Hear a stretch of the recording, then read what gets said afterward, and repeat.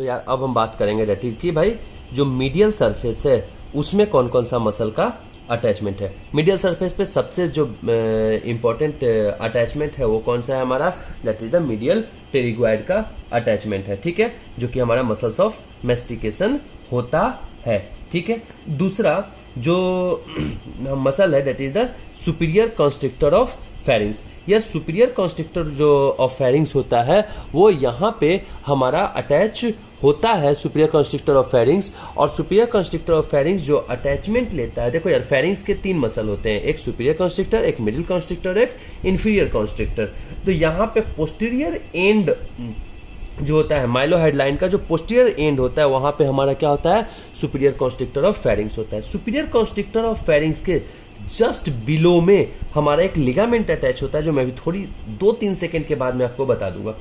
अब यहाँ पे हमारा होता है दैट इज डाइगेस्ट्रिक फोसा। पहले वाले वीडियो इसीलिए इंपॉर्टेंट हो जाते हैं बेटा कि आपको देखना, अगर आप नहीं देख रखे हो तो आपको ये नहीं पता कि डाइगेस्ट्रिक फोसा सर ने कहाँ बताया, तो आप प्लीज उस वीडियो को देख लो। चैनल पर नए हो तो लाइक शेयर सब्सक्राइब जरूर कर लो यार, ठीक है। तो यहाँ पर और बीडीसी पढ़ो, क्योंकि मैं line by line BDC he cover कर रहा हूँ आपका। तो यार देखो यहाँ पर क्या है, डाइगेस्ट्रिक फोसा, और डाइगेस्ट्रिक फोसा पे कौन अटैच है हमारा, डाइगेस्ट्रिक मसल। क्या डाइगेस्ट्रिक का एंटीरियर पेस्टीरियर बेली दोनों, नहीं, सिर्फ और सिर्फ एंटीरियर बेली ऑफ डाइगेस्ट्रिक ही हमारे डाइगेस्ट्रिक फोसा से अटैच होता है। अंदर में आपको मैंने बताया था डेट इज कि जीनियोहाइड होता है और जीनियोग्लोसस होता है। ऊपर में जीनियोग्लोसस होता है 2 और नीचे में जीनियोहाइड होता है। जीनियोग्लोसस जो होता है मसल अटैच होता है जीनियल ट्यूबरकल से, और ये जीनियल ट्यूबरकल के अपर वाले एंड से। ग्लोसस मतलब टंग, तो वो टंग के मसल्स हो गया। जीनियोहाइड मतलब नीचे में हाइड बोन है इसलिए आ गया, ठीक है। तो यार बेटा ये तो हमारा कंप्लीट हो गया, that is the muscles of सारे जो हमारे मैंडिबल से अटैच है, ठीक है। अब 4 लिगामेंट मैंने आपको बताया, कौन कौन सा, that is first one is the sphenomandibular, second one is the temporomandibular, चौथा one is the pterygomandibular and 5वां वन इज द स्टाइलोमैंडिबुलर। और देखो यार सब में मैंडिबुलर है, मतलब सफिक्स क्या है, मैंडिबुलर ही लगेगा।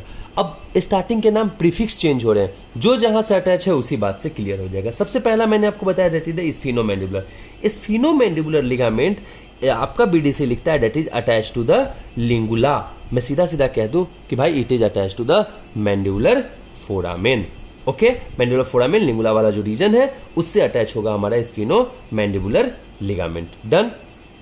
Second one is the pterygomandibular ligament. यार देखो ये बहुत इंपॉर्टेंट है, टेरिगोमैंडिबुलर रैफे या टेरिगोमैंडिबुलर लिगामेंट इंपॉर्टेंट क्यों है, क्योंकि जब आप इंफीरियर एल्व्युलर नर्व ब्लॉक देते हो तो आप टेरिगोमैंडिबुलर रैफे को क्या करते हो, पैल्पेट करते हो। तो जैसे ही आप कोरोनॉइड प्रोसेस से, जब आप अपने थंब को कोरोनॉइड प्रोसेस से ऊपर लेकर के जाते हो तो प्रोमिनेंट से सीधा सीधा कोरोनॉइड नोच, और कोरोनॉइड नोच से जब मीडियल साइड जाते हो तो आपको टेरिगोमैंडिबुलर रैफे दिखता है, ठीक है, मतलब पैल्पेट होता है। और ये कहा होता है behind the third molar in continuous to the origin of superior constrictor. मैं सीधा कह दूं सुपीरियर कॉन्स्ट्रिक्टर के जस्ट नीचे जो लिगामेंट अटैच है वो कौन है हमारा, दैट इज द कौन सा, टेरिगोमैंडिबुलर लिगामेंट या टेरिगोमैंडिबुलर रैफे। और ये बहुत इंपॉर्टेंट है आप इंफीरियर एल्व्युलर नर्व ब्लॉक के लिए, बहुत इंपॉर्टेंट स्ट्रक्चर है, ठीक है।